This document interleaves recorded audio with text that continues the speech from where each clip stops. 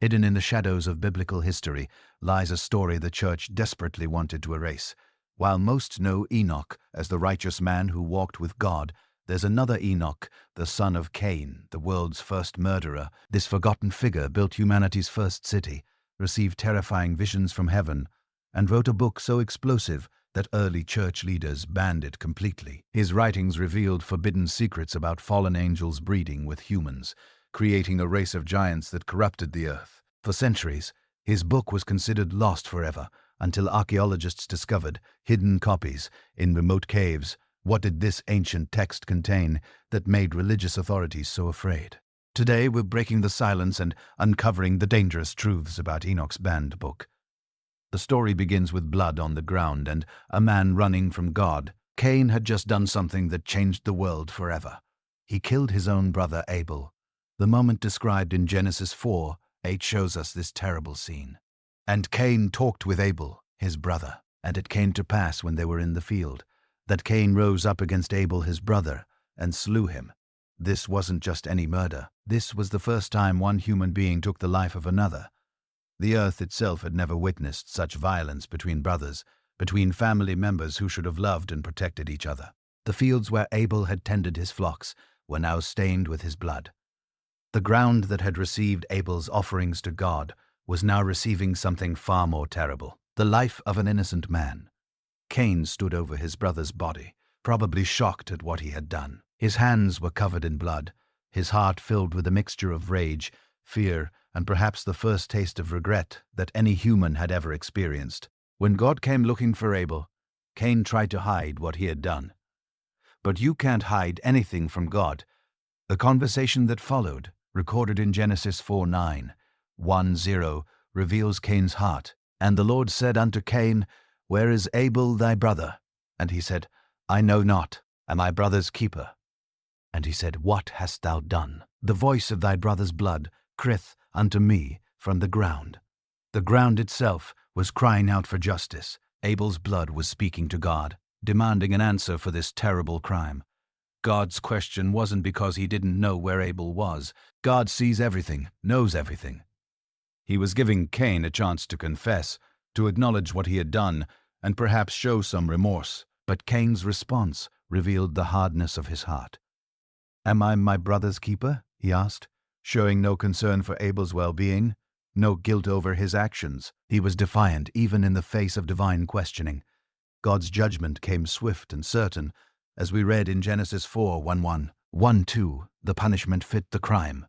And now art thou cursed from the earth, which hath opened her mouth to receive thy brother's blood from thy hand. When thou tillest the ground, it shall not henceforth yield unto thee her strength.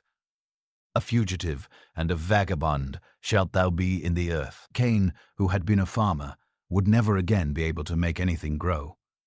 The very ground he had worked would reject his efforts. The earth that had received his brother's blood would no longer cooperate with his hands. The curse was perfectly designed. Cain had killed his brother in a field on the ground that was supposed to be productive and life-giving. Now that same ground would become his enemy. Every time he tried to plant seeds, they would fail. Every attempt to grow food would be met with barren soil. He was sentenced to wander the earth as an outcast, never able to settle down, never able to find peace in one place. But then something remarkable happened.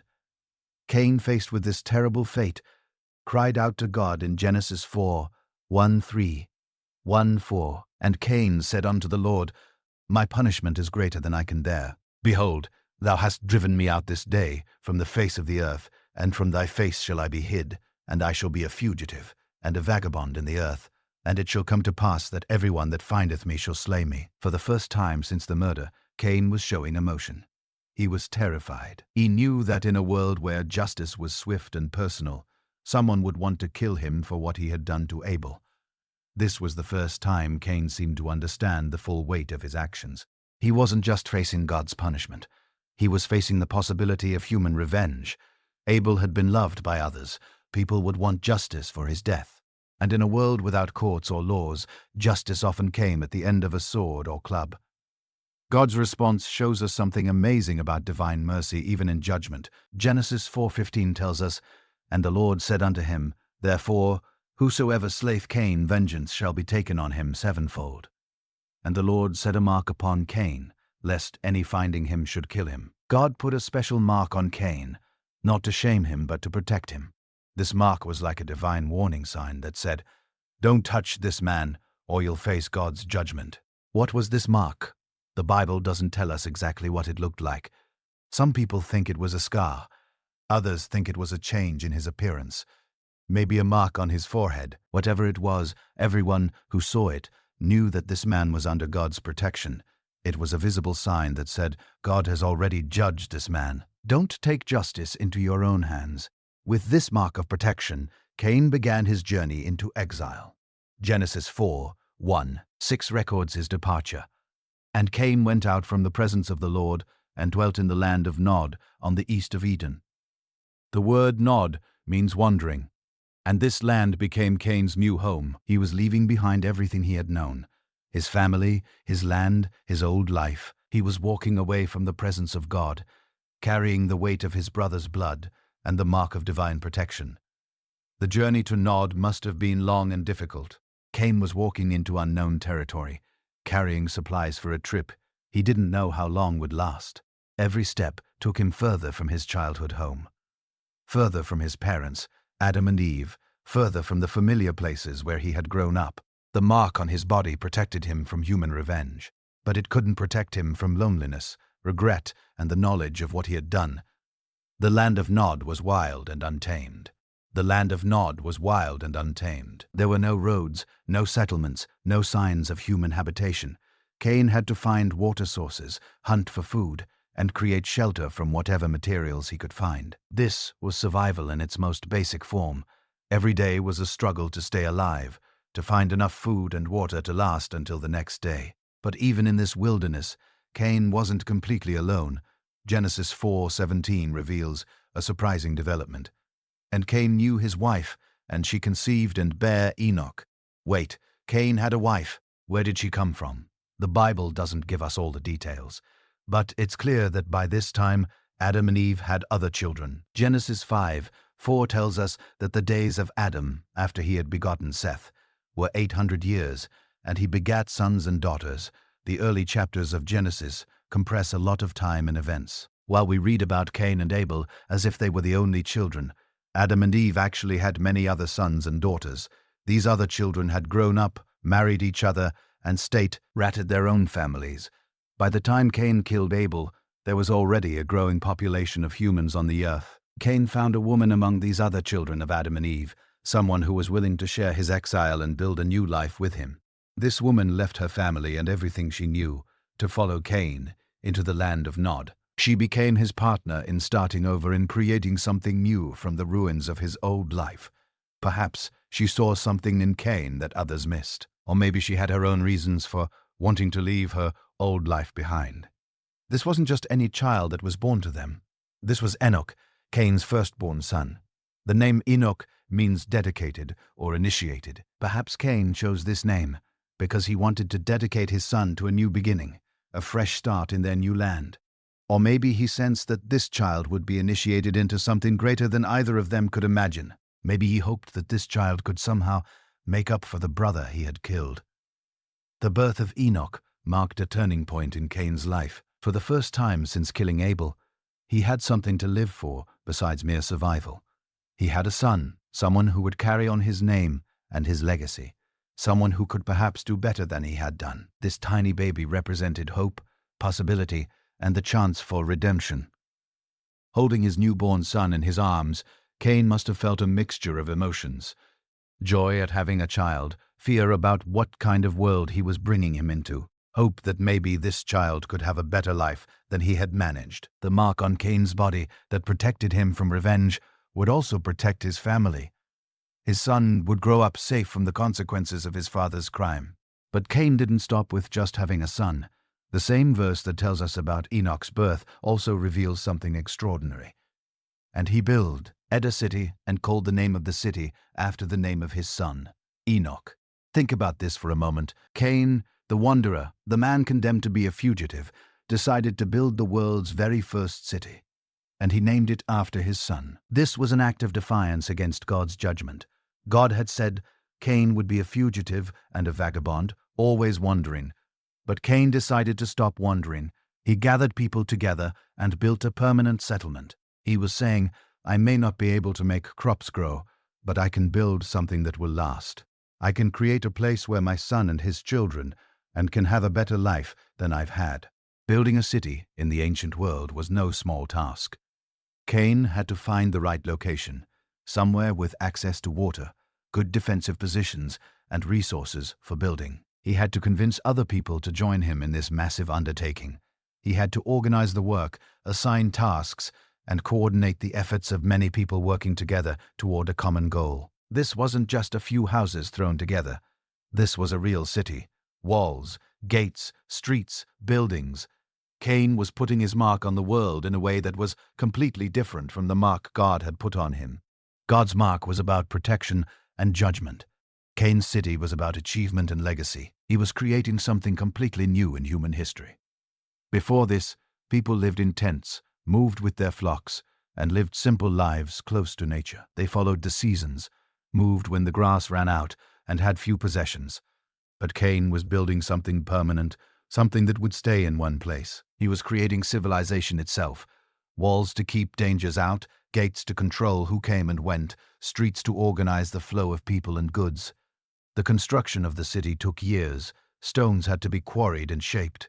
Walls had to be built. Foundations had to be laid. Cain organized work crews, assigned different tasks to different groups, and coordinated the massive project. It was like nothing that had ever been attempted before in human history. Young Enoch grew up in this remarkable place. Imagine being the first child to grow up in a city. While other children in the world were learning to tend sheep and plant crops in the open fields, Enoch was learning about walls and gates, about living close to other people, about the complex social relationships that come with city life. He was experiencing something no human child had ever experienced before. The city that bore his name became his playground, his school, and his inheritance all at once. He walked streets that his father had planned, played in courtyards that his father had designed, and learned from people that his father had gathered together. Every day he was reminded that this entire place existed because of his father's vision and determination. But it wasn't just the physical city that shaped Enoch's childhood. It was the people who came to live there. Cain's city attracted others who were looking for something different, something new, people who didn't fit in with the traditional ways of living, people who had their own reasons for wanting to start over, people who were willing to try new ways of doing things. Some came because they were outcasts like Cain, people who had made mistakes and needed a fresh start. Others came because they were innovators and creators, people who were excited about the possibilities of this new way of living. Still others came simply because they were curious, wanting to see what this strange new settlement was all about. The city that bore his name became a place of innovation and creativity. Genesis 4:20-22 tells us about Enoch's relatives and what they accomplished.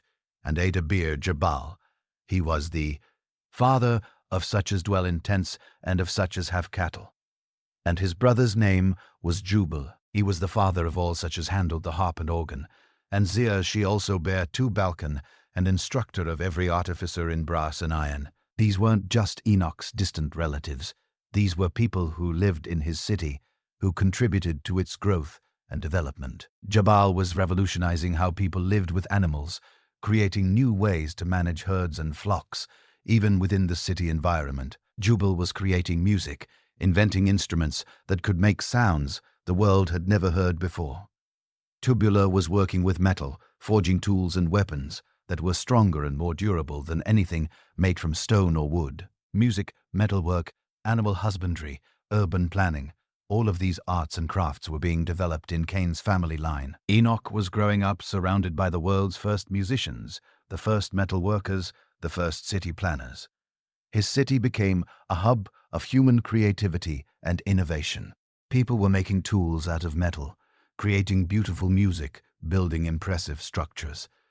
The sound of hammers on metal rang through the streets as Tubal-Cain and his apprentices worked. Music filled the air as Jubal taught others to play his instruments. The lowing of cattle and bleating of sheep could be heard as Jubal's improved herring methods were put into practice. This wasn't just a place to live. It was a place where human culture was being born. Enoch watched all of this happening around him. He saw how his father's vision was becoming reality, how the city was growing and changing every day. He learned about leadership by watching his father organize people and projects. He learned about innovation by seeing his relatives invent new ways of doing things. He learned about the power of human creativity and determination. As Enoch grew from a toddler to a child to a young man, he absorbed all of these lessons. He learned that humans could accomplish incredible things when they worked together. He saw that problems could be solved through creativity and persistence. He understood that leadership meant bringing out the best in other people and coordinating their efforts toward common goals. As Enoch grew older, he naturally became his father's heir. Cain was getting older, and someone needed to take over the leadership of this growing city. Enoch had been raised for this role from birth. He understood the city's systems, knew its people, and had learned from his father's experiences. The sure city that bore his name was becoming his responsibility. But leadership in this new kind of community was different from anything that had existed before. Enoch had to learn how to manage not just families or tribes, but hundreds of people living close together. He had to make decisions about trade, about justice, about how to organize the work that kept the city running. He was learning skills that no human had ever needed before. The city was also attracting attention from the outside world. Other people were curious about this new way of living. Some came to trade, bringing goods from distant lands in exchange for the city's products. Others came to learn, wanting to understand how this urban life worked. Some came to stay, adding their own skills and knowledge to the city's growing capabilities. Enoch found himself at the center of all this activity. As his father's heir, he was meeting with traders, welcoming new residents, and helping to solve the problems that came. With having so many people living together, he was developing skills in diplomacy, negotiation, and leadership that were completely new in human experience. The responsibilities were immense. Enoch had to ensure that food and weight were distributed fairly among the growing population. He had to settle disputes between neighbors who lived closer together than any humans ever had before. He had to coordinate the work of craftsmen, builders, and traders. He had to make decisions about expanding the city walls as more people arrived. Every day brought new challenges that no one had ever faced before. How do you keep peace when hundreds of people live in close quarters? How do you organize the work so that everyone contributes, but no one is overworked? How do you decide who gets to live where? And how do you handle it when people disagree? Enoch was learning to navigate all of these complex social situations. But something else was happening in the world during this time. While Cain's line was building cities and creating culture, another family line was developing very differently. Genesis 4:25-6 tells us, "And Adam knew his wife again, and she bare a son, and called his name Seth. For God said, She hath appointed me another seed instead of Abel, whom Cain slew. And to Seth, to him also there was born a son, and he called his name Enos. Then began men to call upon the name of the Lord. Adam and Eve had another son after Abel's death. They named him Seth, which means appointed or placed, because they saw him as God's replacement for the son they had lost. Seth's family line was taking a completely different path from Cain's. While Cain's descendants were focused on building cities and advancing technology, Seth's descendants were focused on calling upon the name of the Lord. This phrase, "began men to call upon the name of the Lord," is significant. It suggests that Seth's line was developing organized worship, perhaps regular gatherings where people would pray together, sing together, and seek God's guidance together. They were maintaining and strengthening their relationship with God, passing down stories and teachings from generation to generation.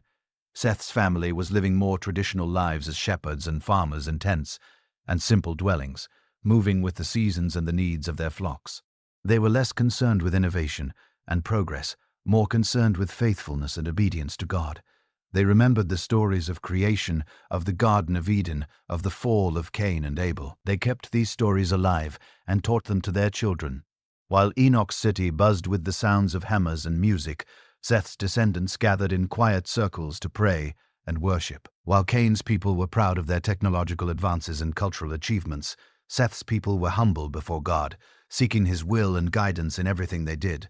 This created a growing divide in the human family. On one side, you had Cain's line, urban, innovative, culturally advanced, but moving further from God.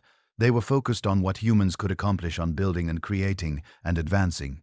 They were proud of their achievements, confident in their abilities, and less concerned with divine approval. On the other side, you had Seth's line, more traditional, focused on worship and relationship with God, living simpler lives, but maintaining their spiritual connection. They were more concerned with pleasing God than with impressing other people. They valued faithfulness over achievement, obedience over innovation. The contrast was stark. Cain's descendants were building impressive cities with walls and gates, creating beautiful music and working with metals, but they rarely spoke of God or sought his guidance.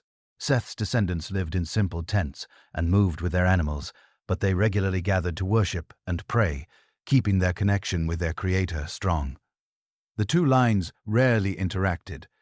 Cain's city was in the land of Nod, far from where Seth's family lived. The distance wasn't just geographical, it was cultural and spiritual. They were developing different values, different priorities, different ways of understanding what it meant to be human. Stories would occasionally travel between the two communities. People from Seth's line would hear about the amazing city that Cain had built with its impressive walls and innovative technologies. People from Cain's line would hear about Seth's descendants and their devotion to God, their simple way of life, their regular worship gatherings. But these stories often created more division than understanding. Cain's people saw Seth's line as backward and primitive, too focused on religion and not interested enough in progress. Seth's people saw Cain's line as prideful and godless, too focused on human achievement and not concerned enough with divine relationship. Enoch found himself right in the middle of this divide. He was the heir to the world's first great city, the leader of the most advanced civilization on Earth. But he was also part of a family line that had been marked by violence and separation from God. He carried both the achievements and the guilt of his lineage. As he looked around at his city's achievements, the music, the metalwork, the impressive buildings, the organized society, he could take pride in what his family had accomplished. The city that bore his name was proof that humans could create something magnificent, something that would last for generations. But when he heard stories about Seth's line and their relationship with God, he must have wondered what his family had lost in their pursuit of progress and civilization. Had they gained the whole world but lost their souls? Had their focus on human achievement caused them to forget their Creator? These questions troubled Enoch as he grew into full leadership of the city. He could see that his people were accomplishing amazing things, but he could also sense that something was missing. There was an emptiness in their lives, a spiritual void that all their technology and culture couldn't fill. The stage was set for something remarkable to happen in Enoch's life. He had been born into privilege and power, raised in the world's most advanced civilization, and groomed to lead his people into the future. But he was also carrying the weight of his family's history and the growing tension between human achievement and divine relationship. The choices he would make as he came into his full leadership would determine not just his own future, but the future of the city that bore his name and the legacy of his entire family line. The story of Enoch, the son of Cain, whose book was banned by the church. Something unusual began happening to Enoch as he took on more leadership responsibilities in his city. Despite being part of Cain's cursed lineage, despite coming from a family marked by violence and separation from God, Enoch found himself drawn to something his relatives had largely forgotten, a relationship with the Creator. What started as quiet moments of reflection soon became something far more extraordinary than anyone could have imagined. It began simply enough.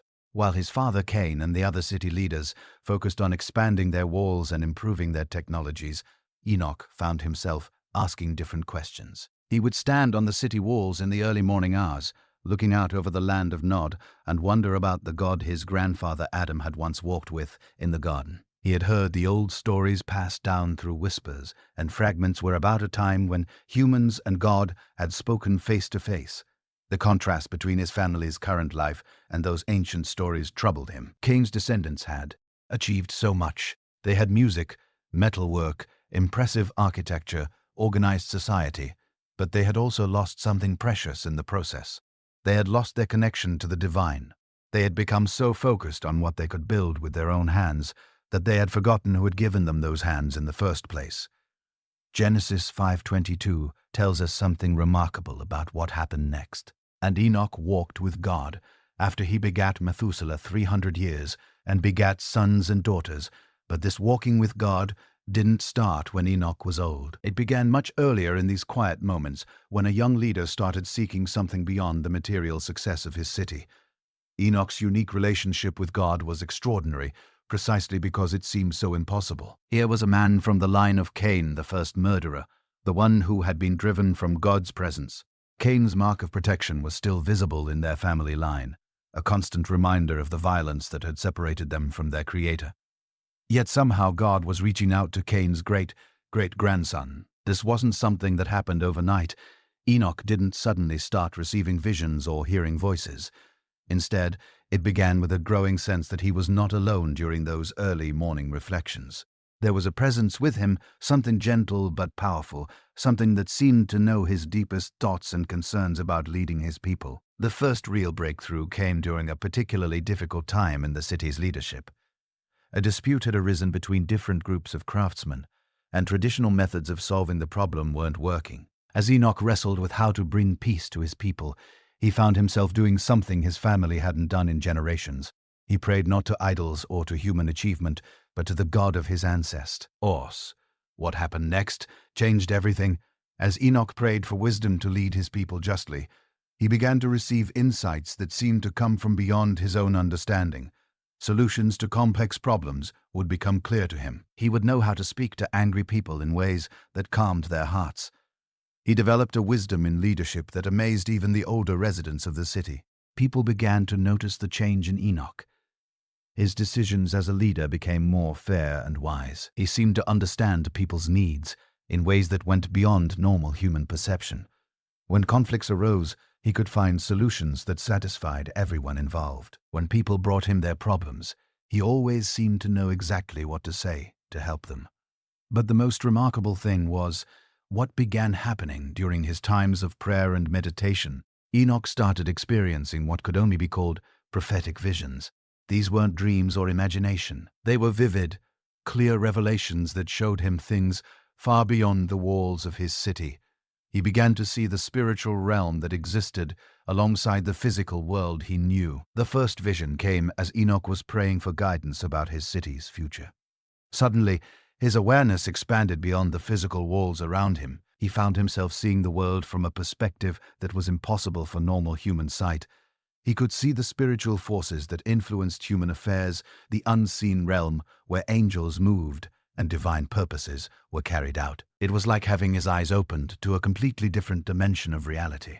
The physical world was still there, the stones of the city walls, the streets below, the buildings and people. But now he could also see the spiritual layer that existed alongside everything physical. He saw angels moving among the people, influencing their thoughts and decisions. He saw the prayers of righteous people rising like incense toward heaven. He saw the spiritual battles being fought over the souls of men and women.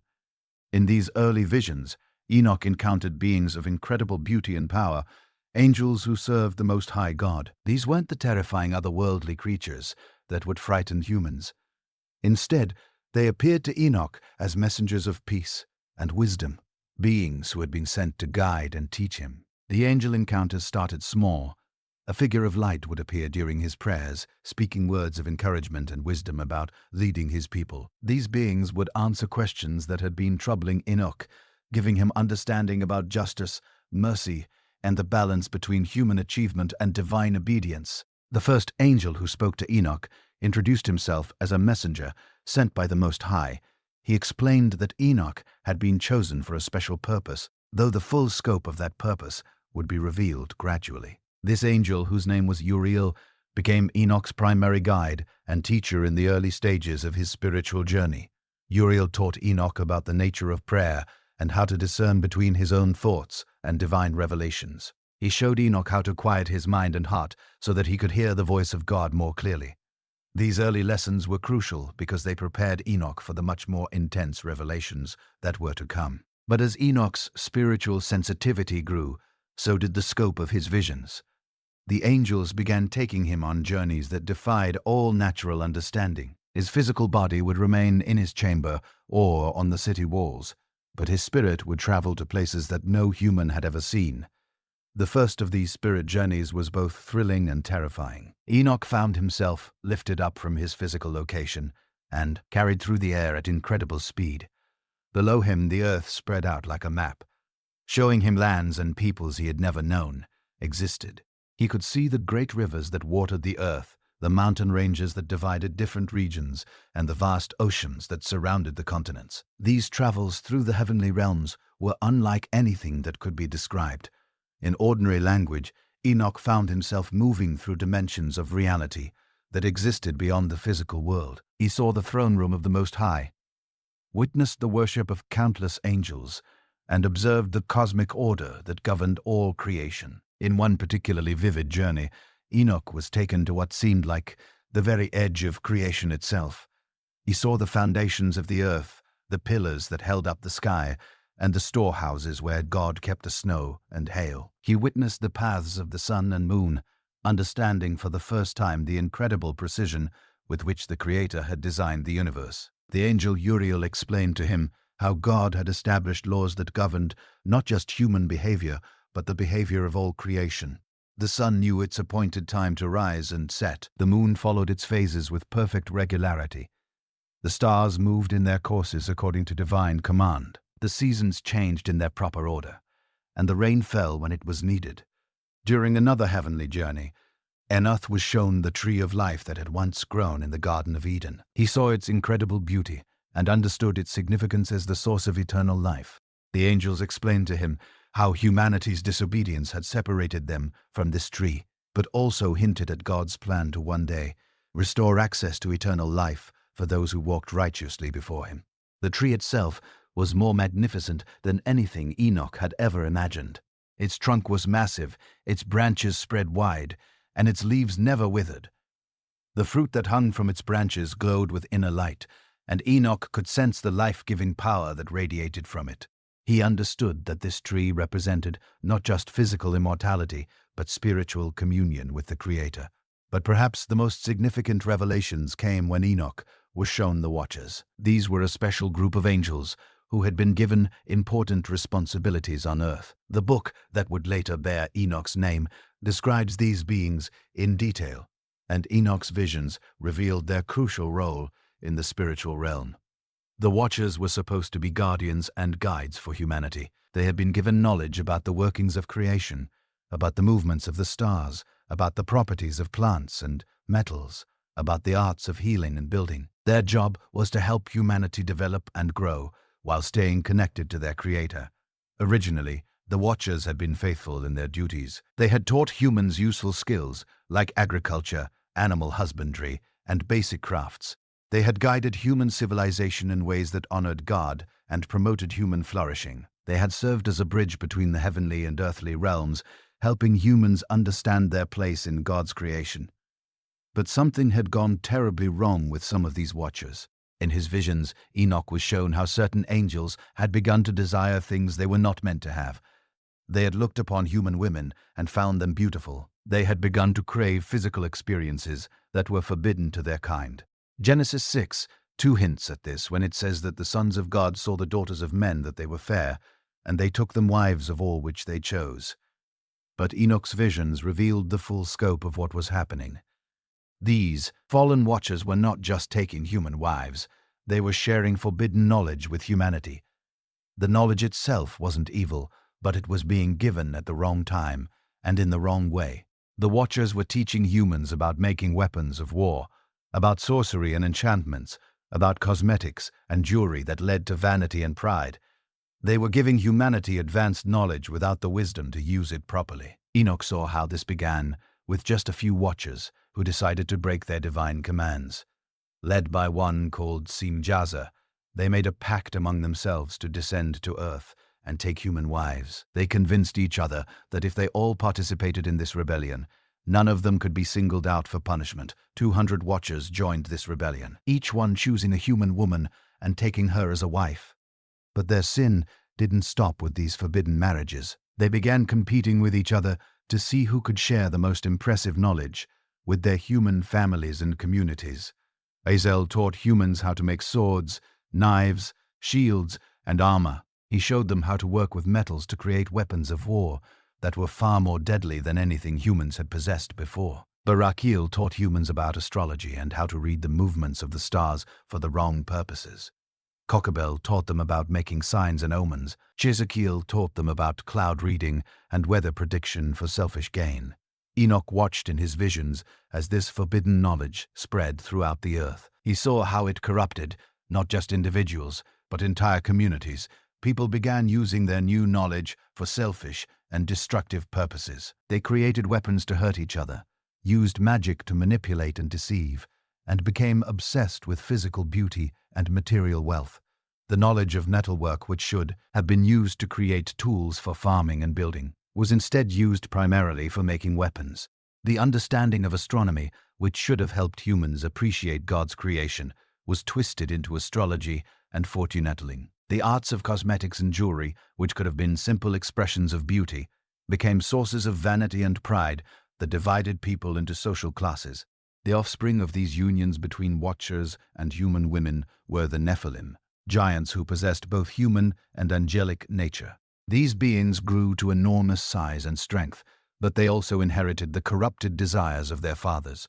They became violent and oppressive, using their superior abilities to dominate and terrorize normal humans. The Nephilim were not just physically large, they were also intellectually gifted with knowledge from their angelic fathers. This made them incredibly dangerous because they combined superhuman strength with advanced knowledge about warfare, manipulation, and control.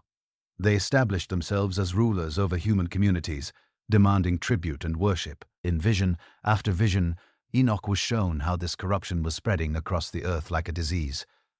The descendants of Seth, who had tried to maintain their relationship with God, were being influenced by the forbidden knowledge. Even some of Cain's people, despite their distance from God, were being corrupted beyond what they had been before. Enoch witnessed scenes of violence and wickedness that broke his heart. He saw the earth being filled with bloodshed as humans used their new weapons against each other. He watched as the knowledge of sorcery led people away from truth and into deception. He observed how the focus on physical beauty and material wealth was destroying the simple relationships that had once brought humans joy. But the most terrible vision of all was when Enoch was shown God's response to this corruption. The Creator, who had made humanity with such love and hope, was grieved beyond measure by what his creation had become. The wickedness on earth had reached a point where divine judgment could no longer be delayed. Genesis 6:5-7 captures this divine grief. And God saw that the wickedness of man was great in the earth, and that every imagination of the thoughts of his heart was only evil continually. And it repented the Lord that he had made man on the earth, and it grieved him at his heart. And the Lord said, I will destroy man whom I have created from the face of the earth. Enoch saw the coming flood in vivid detail long before it happened. He witnessed the gathering of the dark clouds, the opening of the fountains of the deep, and the rising waters that would cover the entire earth. He saw how only one family would be preserved, Noah and his household, who had maintained their faithfulness to God despite the corruption all around them. These visions of coming judgment were both terrifying and necessary. Enoch understood that God was not destroying the earth out of anger, but out of love. Love for what humanity could become if they were freed from the corruption that was destroying them. The flood would wash away the Nephilim, remove the influence of the fallen watchers, and give humanity a fresh start. But Enoch's role was not just to witness these things passively. During one of his most profound angelic encounters, he was given a divine commission that would change the course of his entire life. The angels told him that he had been chosen to serve as a scribe, a recorder of heavenly secrets and divine prophecies. This commission came with specific instructions. Enoch was to write down everything he had seen and heard during his heavenly journeys. He was to record the names and activities of the four in Watchers, describe the corruption they had brought to earth, and document the coming judgment. But he was also to write about the hope that lay beyond the judgment, God's plans for redemption and restoration. The task was enormous. How could human language possibly capture the wonders of the heavenly realm? How could earthly words describe the throne of the Most High or the worship of countless angels? How could he explain the cosmic order that governed all creation? But the angels gave Enoch supernatural assistance. They taught him not just what to write, but how to write it. They showed him symbols and languages that could convey spiritual truths. They gave him understanding that went far beyond his natural education in the city of Cain. The writing process itself was miraculous. As Enoch sat with his writing materials, the words would flow through him with divine inspiration. He would find himself writing about things he had never studied, describing places he had never seen with his physical eyes, explaining spiritual concepts that were beyond normal human understanding. As Enoch began his work as a divine scribe, he discovered that his role was even more significant than he had realized. He was not just recording these revelations for his own time, but for future generations. The angels explained that his writings would be preserved and would provide guidance for people who would live thousands of years in the future. But perhaps the most remarkable aspect of Enoch's divine commission was his role as a mediator between angels and mankind. Because he had been chosen to walk with God, despite coming from Cain's cursed lineage, Enoch had a unique perspective on both divine holiness and human frailty. This made him the perfect intermediary between the heavenly and earthly realms. The fallen watchers who had corrupted themselves and humanity were desperate for some way to communicate with God, but their sin had separated them from the divine presence, and they could not approach the throne of the Most High directly. In their desperation, they came to Enoch, hoping that he could intercede for them. The Book of Enoch describes how these fallen angels asked him to write a petition on their behalf, pleading for forgiveness and restoration. They acknowledged their guilt in corrupting humanity and bringing judgment upon the earth. They hoped that God might show them mercy if their request came through someone who still had access to the divine presence. Enoch agreed to carry their petition to God, not because he approved of what they had done, but because he understood the importance of mercy and the possibility of redemption. He took their written plea and presented it during one of his heavenly journeys. The response he received was both just and final. God acknowledged the watchers' guilt and the necessity of their punishment. The corruption they had brought to earth was too great to be overlooked, and the judgment they faced was deserved. However, God also revealed his greater plan for redemption, not for the fallen watchers themselves, but for the humanity they had helped to corrupt. This experience taught Enoch profound lessons about justice and mercy, about the consequences of choices and the hope of redemption. He learned that while God's forgiveness was always available to those who truly repented, some consequences could not be undone. The fallen watchers would face their judgment, but humanity would ultimately be offered a path to restoration. As Enoch continued in his role as mediator and scribe, something even more extraordinary began to unfold. The angels started hinting at something that had never happened before in human history. They spoke of a special destiny that awaited Enoch, a future that would set him apart from every other human who had ever lived. The promise they revealed was almost impossible to believe. Enoch would not experience death as other humans did. Instead, he would be translated directly from earthly existence into the heavenly realm. His physical body would be transformed, and he would be taken up to dwell with God forever. This promise of translation was not given as a reward for Enoch's good works, but as a demonstration of God's power and grace. It showed that the Creator could overcome even the curse of death that had fallen upon humanity because of Adam's disobedience. It was a preview of the eternal life that God desired for all his people. The angels explained that Enoch's translation would serve multiple purposes. It would be a sign to his generation that God still desired close relationship with humans. It would preserve Enoch himself so that he could continue serving as a mediator and scribe in the heavenly realm, and it would provide hope for future generations that death was not the end of human existence. As the time for his translation approached, Enoch continued his work of recording divine revelations and serving as a bridge between heaven and earth. He knew that his earthly ministry was preparing him for an even greater heavenly ministry that would span eternity itself. The final phase of Enoch's earthly spiritual journey was marked by increasingly intense encounters with the divine presence. His visions became more frequent and more detailed. The angels began showing him not just current events, but future prophecies that stretched far beyond his own time. He saw kingdoms that would rise and fall, peoples who would come to know God, and events that would shape human history for thousands of years. During this period, Enoch's role as a mediator expanded beyond just the fallen watchers. He found himself interceding for all of humanity, carrying air prayers and concerns to the throne of God. The righteous people who lived in his time would seek him out, asking him to pray for them and their families. They recognized that Enoch had a special connection to the divine that none of them possessed. Word of Enoch's extraordinary spiritual gifts spread far beyond his own city. People would travel great distances just to meet with him and receive his counsel. They brought in their deepest questions about God, about righteousness, about the meaning of life and death. Enoch would always point them back to the fundamental truth he had learned through his heavenly journeys, that God desired relationship with humanity and that this relationship was possible through faith and obedience. The completion of Enoch's written revelations became his primary focus during these final earthly years.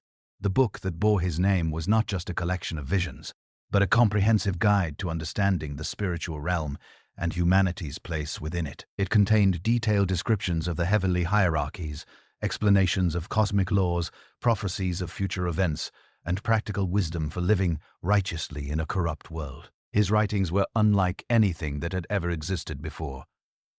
They provided insights into questions that had puzzled humans since the beginning of creation. How was the universe organized? What were the different classes of angels and their respective roles? How did spiritual forces influence earthly events? What was God's ultimate plan for humanity?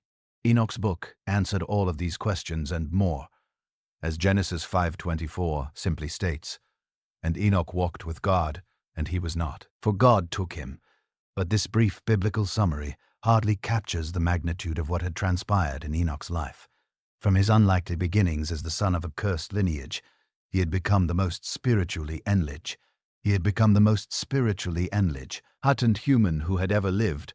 His journey from earthly leader to heavenly scribe represented the ultimate triumph of divine grace over human limitation. The book that Enoch wrote during his extraordinary spiritual journey became something completely new in human history. Never before had anyone attempted to record such detailed visions of the heavenly realm, such comprehensive revelations about angels and cosmic mysteries, or such specific prophecies about the end times. What Enoch created was the world's first piece of apocalyptic literature, a type of writing that would influence religious thought for thousands of years to come. Enoch approached his writing task with the same careful attention he had once given to leading his city. Every vision was recorded with precision, every angelic encounter documented with care, every prophecy preserved exactly as it had been revealed to him. He understood that he was not just writing for his own generation, but for people who would live centuries and millennia in the future.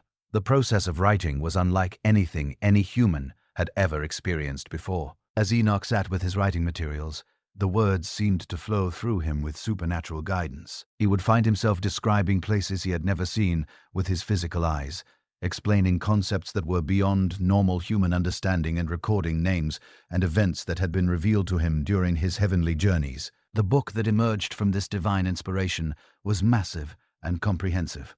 It contained not just Enoch's personal experiences, but detailed explanations of how the spiritual and physical realms interacted. He wrote about the different classes of angels and their specific roles in God's creation. He documented the rebellion of the Watchers and how their forbidden knowledge had corrupted humanity. He described the coming judgment and the hope of future redemption. What made Enoch's book so revolutionary was its scope and detail. Previous religious writings had been much simpler. Stories about God's interactions with individuals, basic laws for living, simple songs of worship. But Enoch's book was different. It provided a complete cosmology, a detailed explanation of how the universe was organized and how spiritual forces influenced earthly events. The content of Enoch's book was both fascinating and disturbing. He wrote extensively about the fallen angels, naming specific watchers and describing exactly what forbidden knowledge each one had shared with humanity. Azel had taught humans to make weapons of war. Varasal had corrupted them with astrology. Kokabel had shown them how to make false signs and omens. The list went on and on, providing a comprehensive account of how angelic rebellion had led to human corruption. But perhaps the most shocking content in Enoch's book was his detailed description of the Nephilim. These giants, born from the unions between fallen angels and human women, were portrayed as violent oppressors who terrorized normal humans. Enoch described their enormous size, their supernatural strength, and their insatiable appetite for violence and destruction. He explained how they had established themselves as rulers over human communities demanding worship and tribute. The book also contained extensive prophecies about the end times. Enoch had been shown visions of a great judgment that would come upon the earth, washing away the corruption that had infected humanity. He described the flood in vivid detail, explaining how it would serve as both punishment for wickedness and cleansing for a new beginning. He wrote about the preservation of one righteous family and how they would restart human civilization after the waters receded. Beyond the immediate judgment of the flow, Enoch's book contained prophecies that stretched far into the future. He wrote about kingdoms that would rise and fall, about people who would come to know God, and about ultimate restoration when righteousness would reign on earth. These prophecies provided hope beyond the immediate crisis, showing that God's plan extended far beyond judgment to ultimate redemption. As Enoch's book began to circulate among the people of his time, it created an immediate sensation. Nothing like this had ever been written before. People were amazed by the detailed descriptions of heavenly realms, fascinated by the explanations of angelic hierarchies, and sobered by the warnings of coming judgment. The book answered questions that had puzzled humans since the beginning of creation. The early Jewish community embraced Enoch's writings with enthusiasm. Here was a book that provided detailed explanations for things they had only heard hints about in other writings. The brief mention in Genesis about the sons of God taking the daughters of men was expanded into a comprehensive account of angelic rebellion. The mysterious reference to giants in the earth was explained through detailed descriptions of the Nephilim. Jewish scholars and teachers began studying Enoch's book carefully, finding in it explanations for many puzzling aspects of their faith. The book helped them understand why there was so much evil in the world, how spiritual forces influenced human affairs, and what God's ultimate plan was for humanity. It became a treasured text that was copied and preserved with great care. The Book of Enoch was particularly valued by Jewish communities during times of persecution and difficulty when they faced depression from foreign rulers or struggled with questions about why the righteous suffered while the wicked prospered. Enoch's book provided answers. It showed that there was a spiritual dimension to earthly conflicts, that God was aware of human suffering, and that ultimate justice would prevail. For several centuries, the Book of Enoch held a place of honor in Jewish religious literature. It was quoted by teachers, referenced by scholars, and treasured by ordinary believers. While it was never formally included in the Hebrew Scriptures, it was widely regarded as a valuable and authentic revelation from God. Many Jews considered it essential reading for anyone who wanted to understand the spiritual realm. When Christianity began to emerge from its Jewish roots, the early believers naturally inherited the Jewish respect for Enoch's book. The New Testament writers were clearly familiar with its contents, and several of them made direct or indirect references to its teachings.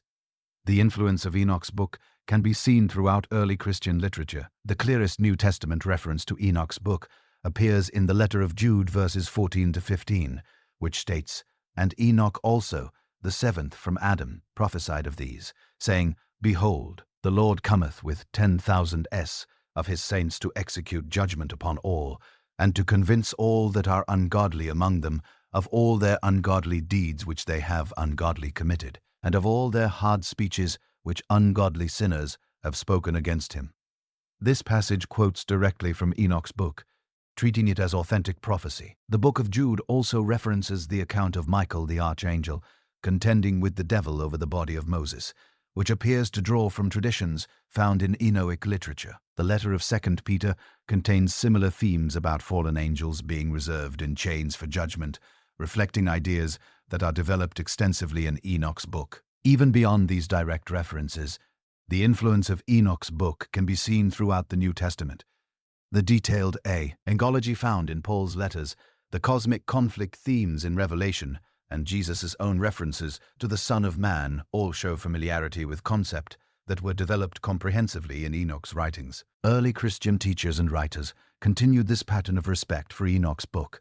Church fathers like Justin Martyr, Irenaeus, and Clement of Alexandria all treated it as valuable religious literature. They quoted from it in their teachings, referenced its explanations of spiritual mysteries, and recommended it to their followers as helpful for understanding difficult theological questions. The Book of Enoch was particularly valued by early Christians who were trying to understand the cosmic dimensions of their faith. It helped explain why there was a spiritual battle between good and evil, how Christ's victory related to angelic conflicts, and what the ultimate future held for both humanity and the spiritual realm. Many early Christian communities treasured the book as a complement to their other scriptures. For the first few centuries of Christianity, Enoch's book enjoyed widespread acceptance and respect. It was copied in multiple languages, studied by scholars, and quoted by teachers. Many Christians considered it an essential text for understanding the full scope of God's plan for creation. The detailed revelations it contained seemed to provide crucial background for understanding both the Old and New Testaments. However, as Christianity became more organized and institutionalized, questions began to arise about which books should be considered authoritative scripture. Church leaders started developing formal criteria for determining which writings belonged in the biblical canon and which should be considered secondary literature. It was during this process that Enoch's book began to face scrutiny. The first concerns about Enoch's book were not about its content, but about its authorship. Some church leaders began to question whether the book had really been written by the biblical Enoch, who had been translated to heaven. They pointed out that the book contained detailed prophecies about events that had occurred long after Enoch's time, suggesting that it might have been written much later by someone else. These authorship questions led to broader concerns about the book's authority. If Enoch had not actually written the book that bore his name, then on what basis should it be considered divinely inspired scripture? Church leaders began to distinguish between books that were clearly written by biblical figures and those that might be later compositions attributed to ancient heroes. Another concern that arose was about some of the specific content in Enoch's book. While the overall themes of angelic rebellion and divine judgment were accepted, some church leaders became uncomfortable with certain details, the graphic descriptions of angelic human unions, the extensive focus on forbidden knowledge, and the detailed angelology seemed to some leaders to be unnecessarily speculative or potentially misleading. As Christianity spread throughout the Roman Empire and encountered Greek philosophical traditions, some church leaders began to prefer more philosophical and less mythological approaches to theology. The vivid, narrative style of Enoch's book, with its detailed descriptions of heavenly journeys and angelic encounters, seemed to some to be too primitive or unsophisticated for educated Christian audiences. The gradual shift in attitude toward Enoch's book was not sudden or dramatic.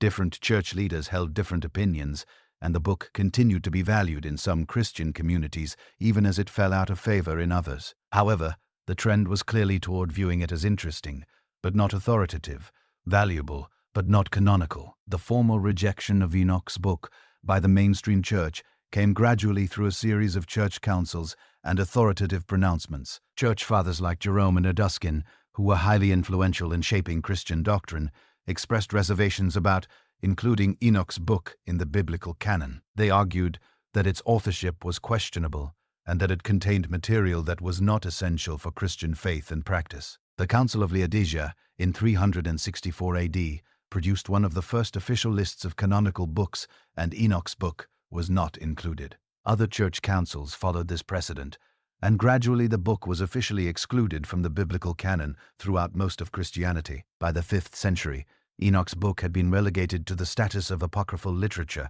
in most Christian communities. The official banning of Enoch's book was accompanied by active efforts to suppress its circulation. Church authorities instructed that copies should not be made or distributed, and existing copies were often destroyed.